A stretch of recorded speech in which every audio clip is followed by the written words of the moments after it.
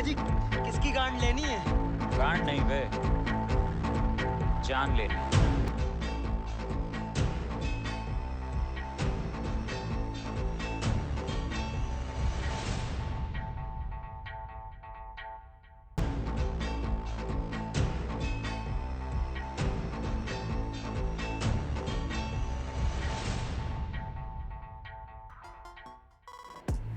जीना by कहने लगी, सोचो अगर तुम सब लोग मिलकर आपस में खड़े हो जाओ तो हुकूमत वक्त भी तुम्हारा मुकाबला नहीं कर सकती।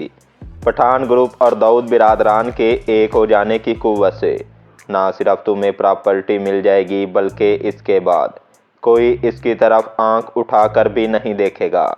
लेकिन हाजी मस्तान अब भी यही सोच रहा था कि आखिर ये मामला तय कैसे पाएगा। इसे यूं महसूस हो रहा था कि वो लोग महज ख्याली पुलाव पका रहे थे, लेकिन दूसरी जानिब मस्तान को अंदाज़ा था कि मसले का इसके सिवा कोई दूसरा हल भी मौजूद नहीं था। हाजी मस्तान उठा और सिरगट सुलगा कर कहने लगा, मैं करीम भाई से दरख्वास्त करके इनके लड़कों को तो बुलवा सकता हूँ, लेकिन इब्राहिम भाई के लड़कों का क्या होगा? वो तो कभी ना मानेंगे। इनसे तो खुद इब्राहिम भाई भी तंग है, वो तो दाऊद इब्राहिम भाई की भी नहीं सुनते। इन दिनों दाऊद इब्राहिम 20 वर्ष का नौजवान था और इसमें मुस्तकबिल का डॉन बनने की सारी निशानियां पाई जाती थीं। दुकानों से छोटा मोटा भत्ता वसूल करते करते अब दाऊद एक माफिया गैंग का सरबराह बन चुका था। अब ये नौजवान मुंबई के बड़े बड़े डॉनों की नज़रों में आ चुका था। जीना बाई ने कहा, दाऊद इब्राहिम के लोगों को मैं संभाल लूँगी। दाऊद और साबिर मेरे बेटों की तरह हैं, अगर मैं इनसे बात करूंगी तो वो इनकार नहीं करेंगे। हाजी मस्तान ने कहा, आपा ये काम इतना आसान नहीं है जितना आपको लग रहा है। आप इन दोनों ग्रुपों को इत्तेहाद करने पर कैसे मना सकेंगी? जीना बाई मुस्कुराई। जीना बाई जानती थी कि एक दूसरे से मुख्तलिफ होने और एक दूसरे का मुखालिफ होने के बावजूद इनमें एक कदर मुश्तरक थी। वो बोली, ये सब बेवकूफ़ हैं, किसी मकसद के बगैर सब आपस में लड़ रहे हैं और इनकी लड़ाइयों से दूसरे लोग फ़ायदा उठा रहे हैं। अगरचे इनकी अनाक गुब्बारे की मानिंद फूली हुई है, लेकिन इनकी एक कमज़ोरी इस गुब्बारे की हवा निकाल सकती है। इन सब में एक कमज़ोरी है और वो सब लोग अंडरवर्ल्ड के लोग हैं। हाजी मस्तान ने कहा, अगर आप ये सारी बातें सादा अल्फाज में कहें तो हमारी काफ़ी वक्त बच सकता है। जीना बाई ने कहा, बहुत सादा सी बात है, हम सब एक खुदा पर यकीन रखते हैं और एक मज़हब के मानने वाले हैं। हाजी मस्तान, आपकी दलील में कोई वज़न नहीं है, इनमें से एक भी शख्स बाअमल मुसलमान नहीं है। जीना बाई ने कहा, इसकी ज़रब कारी होनी चाहिए। अंडरवर्ल्ड के सब लोग मुनाफिक हैं, ये कभी सीधे रास्ते पर नहीं चलेंगे, लेकिन फिर भी मज़हब का वस्त देकर इन्हें किसी मुआहदे पर मजबूर किया जा सकता है। आज हाजी मस्तान खुद को जीना बाई के नाम के सामने बहुत छोटा महसूस कर रहा था। जीना बाई ने हाजी मस्तान को बावर करवा दिया था कि ये काम मुश्किल ज़रूर है लेकिन नामुमकिन नहीं है। अब जीना बाई का मंसूबा हाजी मस्तान को कुछ कुछ समझ में आने लगा था। हाजी मस्तान, हमें सोचना होगा कि इन सब को इकट्ठा कैसे करना है। जीना बाई, फ़िक्र मत करो, मैं इसे मुमकिन बनाने की पूरी कोशिश करूँगी। हाजी मस्तान, तो फिर आप ये काम आपके भरोसे छोड़ता हूँ। जीना बाई, भाई तुम्हें अब भी कोई शुबा है? अच्छा मैं चलती हूँ और अब बहुत देर हो चुकी है। हाजी मस्तान ने फिर वही गाड़ी मंगवाई और जीना बाई को गाड़ी तक छोड़ कर आया। सुबह सवेरे सूरज की किरणें जीना बाई के मुंह पर पड़ने लगीं।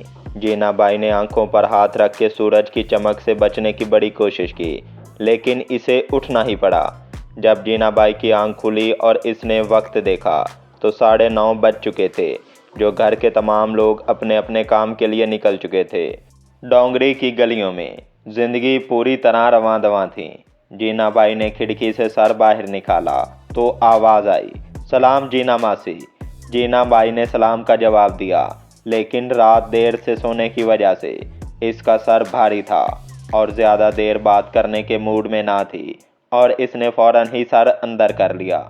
जीना बाई को अंदाज़ा होने लगा कि शायद इसने मस्तान भाई से बहुत बड़ा वादा कर लिया है। इसे अपने लफ्ज़ों का बोझ अपने कंधों पर महसूस हो रहा था।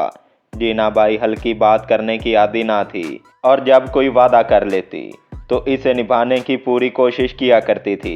इसने वादा तो कर लिया था, वो सब संभाल लेगी। अलबत्ता इसे इस बात का पूरी तरह अंदाज़ा था कि साबिर और दाऊद को मनाना इतना आसान काम नहीं। जीना बाई ने अपने लिए चाय बनाई। अभी चाय प्याली में डाली ही थी कि ज़ोर ज़ोर से दरवाज़ा बजने की आवाज़ आई। मासी दरवाज़ा खोलो। जीना बाई ने सोचा कि ये जानी पहचानी आवाज़ है। जब इसने दरवाज़ा खोला, दाऊद इब्राहिम पसीने में शराबूर दरवाजे पर खड़ा था। दरवाज़ा खुलते ही कुछ कहे बगैर दाऊद इब्राहिम फ़ौरन अंदर दाखिल हो गया और वाश बेसन की जानिब चला गया और मुंह पर पानी के छींटे मारने लगा। जीना बाई खड़े खड़े सूरत हाल को समझने की कोशिश कर रही थी। जीना बाई ने दाऊद का सूजा हुआ चेहरा देखा तो बोली, अरे छोकरे, अब क्या करने आए हो? कुछ मत पूछो मासी, वही मारा मारी। अब के तो बंदा बहुत ज़ख्मी हो गया। जीना बाई, अरे किसे कूट डाला?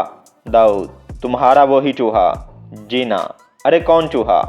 दाऊद, वो मनीष मार्केट वाला हामिद। तुम्हें तो पता है इसी दुकान पर कब्जे के लिए हमारे झगड़े चल रहे हैं।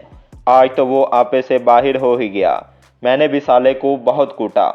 जीना बाई, अच्छा, बहुत खूब, आज तुमने हिसाब बराबर कर ही डाला। दाऊद, लेकिन मासी, अब मैं बड़ी मुसीबत में हूँ। वो चूहा ICU में पड़ा है और वर्दी वाले मेरे पीछे पड़े हैं। अब्बा को भी पता लग गया है। जीना मासी, इस मुसीबत से अब तुम ही मुझे निकाल सकती हो।